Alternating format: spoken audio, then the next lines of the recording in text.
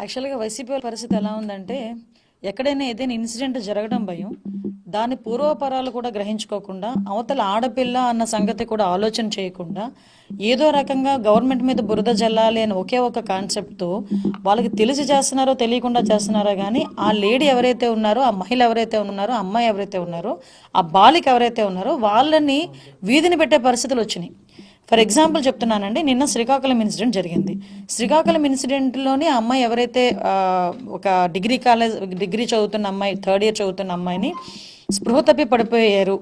స్పృహ తప్పి పడిపోయిన తర్వాత అమ్మాయి కేసు ఫైల్ చేసి అమ్మాయిని హాస్పిటల్లో జాయిన్ చేసిన తర్వాత ఎవరైతే వార్డెన్ ఎవరైతే అమ్మాయికి ఫిట్స్ వచ్చినాయి అని చెప్పారో ఇమీడియట్గా వార్డెన్ తప్పుడు ఇన్ఫర్మేషన్ ఇచ్చారని ఆవిడని సస్పెండ్ చేయడం జరిగింది. తర్వాత ఏం జరిగింది అన్న దాని మీద ఎంక్వైరీ చేస్తే ఆ అమ్మాయిని ఎవరో సమ్వన్ కొట్టారు. మేము ఆ సీసీ ఫుటేజెస్ కూడా తీసుకొని ఆ అమ్మాయితో ఎవరైతే కాలేజ్ లోపలికి వెళ్ళారో ఆ అబ్బాయి వాళ్ళు ఇది జరిగి ఉంటుందని సంగతి తెలుసుకొని ఆ యాంగిల్లో మేము ఎంక్వైరీ చేసుకోవడం మొదలుపెట్టాం. ఈ రోజుకి ఆ అబ్బాయిని ఎవరైతే ఆ అమ్మాయిని కొట్టారో ఆ అబ్బాయిని పట్టుకోవడం కూడా జరిగింది. ఆ అబ్బాయిని ఇప్పుడు ఇంట్రాగేట్ చేస్తున్నారు. ఆ అబ్బాయి కొన్ని విషయాలు ఒప్పుకున్నాడు కూడా ఈ రోజుకి. అయితే నిన్న వైఎస్ఆర్సీపీ పార్టీ వాళ్ళు అదేవిధంగా అక్కడికి పరామర్శించుకెళ్ళిన ఎక్స్ డిప్యూటీ సీఎం ధర్మాన గారు కానీ వీళ్ళందరూ కూడా అక్కడ ఏదో సెక్షువల్ అసాల్ట్ జరిగింది, ఆ అమ్మాయి గ్యాంగ్ రేప్ చేశారు ఆ అమ్మాయిని అని రకరకాలుగా మాట్లాడారు. మేము ఎంక్వైరీ చేయించుకున్నాము, హాస్పిటల్ డాక్టర్స్ని పంపించుకొని ఎగ్జామిన్ చేయించుకుంటే ఎటువంటి సెక్షువల్ అసాల్ట్ జరగలేదు, కేవలం అమ్మాయిని కొట్టడం వల్ల అమ్మాయి స్పృహతపై పడిపోయిందని చాలా క్లియర్గా చెప్పారు. నేనేమంటానంటే మీరేమైనా ఎంక్వైరీ చేస్తున్నారా? మీరేమైనా డాక్టర్సా? అసలు రేప్ జరగకుండానే రేప్ జరిగింది అని, గ్యాంగ్ రేప్ జరిగిందని, కామాంధులని నోటికొచ్చినట్టు ట్విట్టర్లోని పెట్టేసుకొని ఎందుకు ఇంత రాంగ్ ఇన్ఫర్మేషన్ మీరు స్ప్రెడ్ చేయాల్సిన అవసరమే వచ్చింది? కనీసం హ్యుమానిటీ యాంగిల్ కూడా ఆలోచించుకోలేకపోతున్నారా? ఆ అమ్మాయి మీద ఎటువంటి సెక్షువల్ అసాల్ట్ జరగకుండానే అమ్మాయి మీద సెక్షువల్ అసాల్ట్ జరిగిందని చెప్పి మీరెవరు అక్కడ కన్ఫర్మ్ చేయడానికి? ఆ అమ్మాయి పరిస్థితి ఏంటి రేపొద్దున్న? ఆ కుటుంబం పరిస్థితి ఏంటి? వాళ్ళ తండ్రి కూడా ఈరోజు కంప్లైంట్ ఇచ్చిన దాని మీద 307, 324 పెట్టుకుని మేము ఎంక్వైరీ చేసుకుంటున్నాం. సో ఈ రకంగా వాళ్ళ తల్లిదండ్రులు ఎవరు కూడా ఆ రకంగా మాట్లాడట్లేదు. కనీసం వాళ్ళు అనుమానించినా కూడా మేము ఆ యాంగిల్లో కూడా మేము మాట్లాడాం. వాళ్ళు అనుమానించకపోయినా ఆ యాంగిల్లో మేము చేయాలి కాబట్టి చేస్తున్నాం. ఇది ఒక్క ఇన్సిడెంటే కాదండి. నిన్నగాక మొన్న లాస్ట్ టైం నందిగామలో ఒక తెలుగుదేశం పార్టీ కార్యకర్తలు ఒక అతన్ని చంపేశారని చెప్పేసి ఒక ఫాల్స్ ఎలిగేషన్ పెట్టారు. అక్కడ నేను పూర్వపరాలు పరిశీలించుకుంటే అది యాక్సిడెంట్ కేసు. అంటే ఒక యాక్సిడెంట్ కేసును కూడా పట్టుకొని తెలుగుదేశం పార్టీ వాళ్ళు చంపేశారని చెప్పి ఒక రాంగ్ ఎలిగేషన్. పొంగున విషయం మీకు తెలుసు, ఆ అమ్మాయి మీద కూడా ఎటువంటి సెక్షువల్ అసాల్ట్ కూడా జరగలే. అక్కడ కుటుంబ మధ్యలో కలహాల వల్ల అమ్మాయిని చంపడం జరిగింది.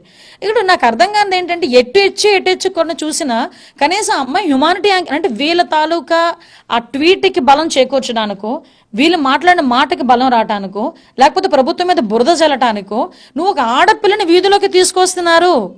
ఆ సంగతి ఎందుకు మర్చిపోతున్నారు? మీరు మాట్లాడితే ఆడపిల్లల పక్షాన్ని పోరాటం చేస్తామని చెప్పి మాట్లాడుతున్నారే, ఆ యాంగిల్ ఎందుకు ఆలోచించట్లేదు? నిజంగా జరిగింది, ఎస్ మేము ఒప్పుకుంటున్నాం, ఆ నిందితుడు ఎవడైతే ఉన్నాడో వాడిని పట్టుకొని తీసుకొచ్చుకుంటున్నాం. విత్ ఇన్ 24 hours 48 hours మేము పట్టుకుంటున్నాం. ఇప్పుడు అనకాపల్లిలోని హాకీ ఎవరైతే కోచ్ ఉన్నాడో ఒక అమ్మాయి మీద ఇలాగే అత్యాచారం జరిగింది. ఇమీడియట్గా మేము తనని క్యాచప్ చేసుకున్నాము, పట్టుకున్నాం. ఈరోజు రిమాండ్లో ఉన్నాడు. సో మేము ఇప్పుడు కూడా క్రైమ్ని ఎంకరేజ్ చేయలే, క్రైమ్ చేసిన వాళ్ళు మేము దాచిపెట్టలే. ఈరోజు మాట్లాడితే సిబిఎన్ గారు ఏం చేస్తున్నారు, సీఎం ఏం చేస్తున్నారు, పవన్ కళ్యాణ్ గారు ఏం చేస్తున్నారు, అనిత ఏం చేస్తుంది, లోకేష్ గారు ఏం చేస్తున్నారని మీరు ఇన్ని మాటలు మాట్లాడుతున్నారే. ఒక్కసారి లాస్ట్ 5 సంవత్సరాలకు ఒక్కసారి వెళ్ళండి. మీరు అసలు మీరు చేసిన పనులేంటి? అరగంట అన్నవాడేమో మంత్రి పదవిలో ఉంటాడు, గంట అన్నవాడేమో ఇంకో కొత్త మంత్రివర్గంలోకి వస్తాడు. నూడ్ వీడియోస్ చేసినవాడేమో ఎంపీ కిందేమో అక్కడ కూర్చుంటాడు. ఇలాంటి వాళ్ళందరినీ మాట్లాడే వాళ్ళ గురించి కూడా ఒక చర్యలు తీసుకోలేకపోయారు. ఆ రోజు కూడా మీరు ఈరోజు మాట్లాడుతున్నారు మా గురించి. ఈరోజు నేను వల్ల ఒక ట్వీట్ చూసా, లాస్ట్ 20 రోజుల్లో 4-5 సంఘటనలు జరిగినాయని చెప్పి ట్వీట్ పెట్టారు వైఎస్ఆర్సీపీ పార్టీ వాళ్ళు. అరే మీ హయాంలోని 2 హోంమంత్రులు ఉన్నప్పుడే మీ హయాంలో జరిగిన వాటన్నిటి మీద పుస్తకం వేసాం. ఈరోజు మీరు ట్వీట్ పెట్టారు, మేము ఆ రోజు పుస్తకం వేసి మీ దగ్గర తీసుకొచ్చాం. ఆ రోజు ఏం చేశారని అడిగాం మేము. కానీ మీకులాగా అప్పుడు వెంకటరెడ్డి అన్న పట్టుకోలేకుండా చేతులు ఎత్తేస్తున్న మీలాంటి ప్రభుత్వం కాదు మాది. ఈరోజు ఎక్కడ ఏమి జరిగినా, ఏ ఇన్సిడెంట్ జరిగినా క్రైమ్లు కూడా ఇంచుమించు ఒక 10% తగ్గిందని చెప్పి మాకు రిపోర్ట్స్ కూడా మేము చూపించుకున్నాం. ఎక్కడ ఏమి జరిగినా policing, visible policing, invisible policing 2 పనిచేస్తున్నాయి. ఈరోజు ఎవరండి డ్రోన్స్ని పెట్టుకొని ఈరోజు ఇన్వెస్టిగేషన్స్ చేస్తున్నారు? సెక్యూరిటీ పర్పస్లో కూడా డ్రోన్స్ను ఉపయోగించిన గవర్నమెంట్ ఏదైనా ఉంది ఈ రోజు వరకును? మీరు మాట్లాడుతున్నారా ఈ రోజు లా అండ్ ఆర్డర్ గురించి, అదేవిధంగా పోలీస్ డిపార్ట్మెంట్ గురించి? నేను ఒకటేం మాట్లాడతానంటే, వైఎస్ఆర్సీపీ వాళ్ళు అవనియండి, ఏ డిపార్ట్మెంట్ ఏ పార్టీ వాళ్ళు అవనియండి, మనం 2 యాంగిల్స్లో ఆలోచించాలి. ఒకటి క్రైమ్ యాంగిల్, అక్కడ నిజంగా జరిగిందా లేదా. 2 హ్యుమానిటీ యాంగిల్, ఒక ఆడపిల్ల జీవితం. ఈ 2 కూడా ముడిపడి ఉన్నాయన్న సంగతి మర్చిపోయి మీరు పొలిటికల్గా మీ గురించి మీకు మైలేజ్ రావటానికో లేకపోతే ఏదో బురద జిల్లాస్తున్న ప్రయత్నం గురించో ఒక ఆడపిల్ల జీవితాన్ని బయట బజార్ నీడ్చవలసిన పని లేదు అంటున్నా. ఇలా చేసిన వాళ్ళు ఎవరైనా ఉన్నారంటే మాత్రం వాళ్ళ మీద చట్టపరమైన చర్యలు తీసుకుంటాం, గ్యారంటీగా తీసుకుంటాం. మీరు అనుకోవచ్చు నా దగ్గర రికార్డు మొత్తం ఉంది. ఇదే వైఎస్ఆర్సీపీ పార్టీ అఫీషియల్ ట్వీట్ నుంచి కానీ ఫేస్బుక్ నుంచి కానీ తప్పుడు ఇన్ఫర్మేషన్ ఇచ్చిన ప్రతి దాని మీద కూడా నేను లీగల్గా వెళ్తాను. అట్ ద సేమ్ టైం ఎవరైతే ప్రెస్ వాళ్ళు కూడా, నేను ఈరోజు చెప్తున్నది ఏంటంటే, దయచేసి మీకు చేతులెత్తి దండం పెట్టాడు చెప్తున్నా, అందులో నిజాలు మీరు కూడా తెలుసుకోండి.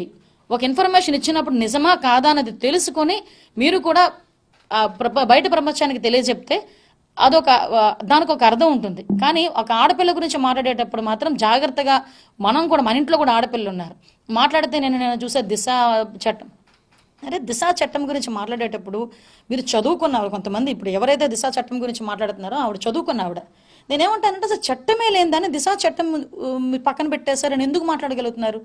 అరే నాకు అర్థం కాదు. దిశ యాప్ ఉంటే గనక ఈరోజు ఇన్ని జరిగేవి కాదు అని మాట్లాడుతున్నారే. మహిళా యాప్ ఆల్రెడీ ఉంది, దిశ యాప్ ఆ రోజు మీరు పెట్టారు, మరి ఆ రోజు పెట్టినా కూడా అన్ని నేరాలు ఎందుకు జరిగినాయి?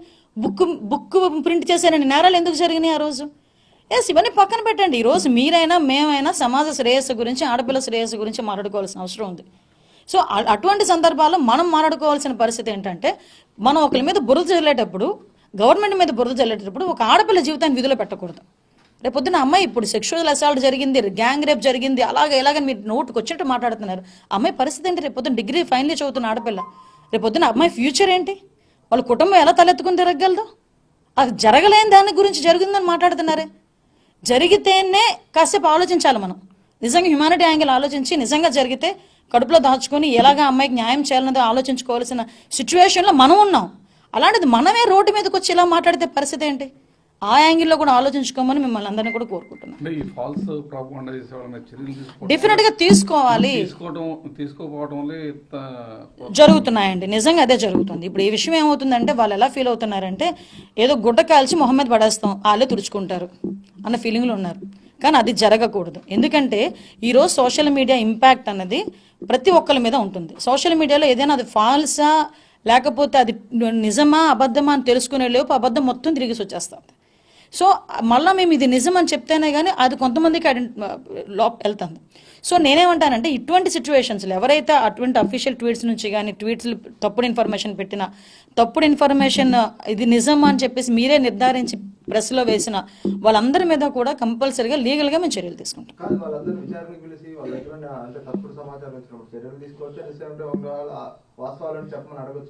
డెఫినెట్గా మేము ఎంక్వైరీ చేసి వాళ్ళ మీద లీగల్గా తీసుకుంటామంటేనే దాని అర్థం అదే. లీగల్గా తీసుకుంటామంటే వాళ్ళ దగ్గర ఏ ఇన్ఫర్మేషన్ బేస్ చేసుకొని మీరు దీన్ని లీగలైజ్డ్గా ఒక అఫీషియల్ ఫేస్బుక్లో పెడుతున్నారు, అఫీషియల్ పేజ్లో పెడుతున్నారు. మీరు అవి మేము ఇన్ఫర్మేషన్ తీసుకోవాలి కదా. ఎవరో మేము వీళ్ళకి అర్థం కానిది ఏంటంటే, లాస్ట్ గవర్నమెంట్లో ఉండేటప్పుడు ఒక చిన్న ఎలిగేషన్ చేశారని గౌతు శిరీష్ అని సిఐడి వాళ్ళు తీసుకొచ్చి కూర్చోబెట్టుకున్నారు. సో ఈరోజు మేమేమంటామంటే, ఒక ఆడపిల్ల జీవితం, గవర్నమెంట్ మీద ఏదో దాని మీద గురించి మాట్లాడట్లేదు, ఒక ఆడపిల్ల జీవితం, ఒక ఆడపిల్ల మీద ఎటువంటి సెక్షువల్ అసాల్ట్ జరగకుండానే అమ్మాయి మీద గ్యాంగ్ రేప్ జరిగిందని వీడు ఎవడండి చెప్పడానికి? వీళ్ళు బుర్రలు ఉన్నాయా? అసలు బుర్రలు పనిచేస్తున్నాయా? వీళ్ళు ఏ ఆధారాలతో చెప్తున్నారండి?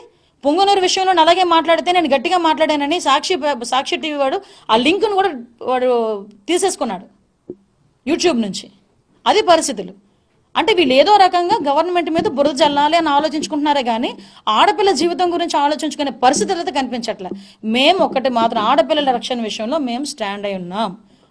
మేము చాలా క్లియర్గా మేము ఉన్నాం. మీరు ఎక్కడైనా, నేను ఛాలెంజ్ చేసి అడుగుతా, ఈ రోజు వరకు ఆడపిల్ల మీద అఘాయిత్యాలు జరిగిన ప్రతి ఒక్క నిందితుడిని కూడా మేము పట్టుకున్నాం.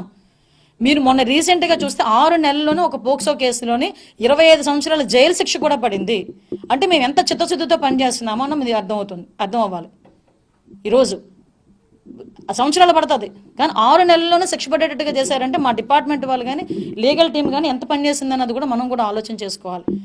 అలాంటి వాటిని ఎంకరేజ్ చేయండి, ఏదుంటే సలహాలు ఇవ్వండి. అంతే తప్పించి మీ రాజకీయ భవిష్యత్తు గురించో